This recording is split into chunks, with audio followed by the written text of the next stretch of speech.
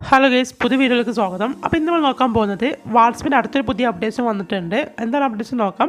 ഞാൻ WhatsApp open ചെയ്തിട്ടുണ്ട്. നമുക്ക് വാട്സപ്പ് വഴി തന്നെ ഒരു സ്റ്റിക്കറുകൾ ക്രിയേറ്റ് ചെയ്യാൻ പറ്റും. നമ്മൾ സ്റ്റിക്കർ ക്രിയേറ്റ് ചെയ്യാൻ വേണ്ടിയിട്ട് ഒരുപാട് ആപ്ലിക്കേഷൻസ് ഒക്കെ ഉപയോഗിക്കാറുണ്ട്. സോ ഇനി അതിൻ്റെ ആവശ്യമില്ല. സോ വാട്സപ്പ് യൂസ് ചെയ്തിട്ട് തന്നെ നമുക്ക് സ്റ്റിക്കറുകൾ ക്രിയേറ്റ് ചെയ്യാൻ പറ്റും. അപ്പോൾ ഞാനിവിടെ സ്റ്റിക്കർ എടുക്കാൻ വേണ്ടിയിട്ട് ഇവിടെ ഓപ്ഷൻ സെലക്ട് ചെയ്യുമ്പോൾ ഇവിടെ ക്രിയേറ്റ് സ്റ്റിക്കർ ഒരു ഓപ്ഷൻ കാണാൻ പറ്റും. ഒരു പെൻസിലിലേക്ക് കാണാൻ പറ്റും. അത് സെലക്ട് ചെയ്ത് കൊടുക്കുക.